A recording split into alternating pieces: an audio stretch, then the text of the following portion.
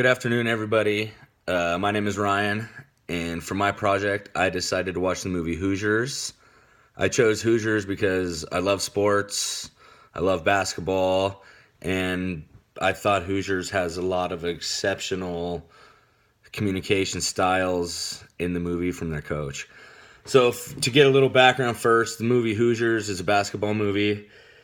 It's about second chances. A former college basketball coach is let go for hitting a kid, and a longtime friend that lives in Indiana is the principal of a school, and he hires him to become the head basketball coach of their school in the small town of Hickory, Indiana. Excuse me. And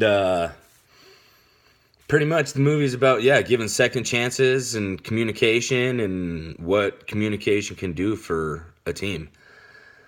The first thing I'm going to discuss is the importance of listening. And Gwen Holman discusses the importance of listening and how you need to build relationships while you communicate with people. And I think Coach Norman in the movie does a great job in building relationships with his team.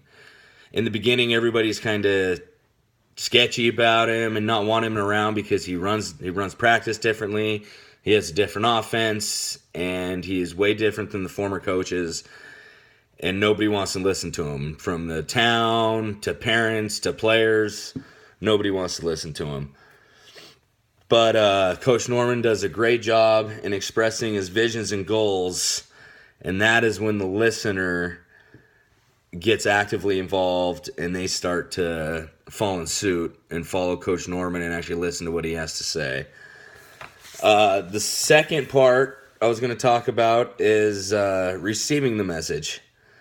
And I mean, you can just sit there and you can listen all you want, but unless you really listen to the message and receive the message, you're not going to get anything from it. Coach John Wooden is one of the best basketball coaches of all time.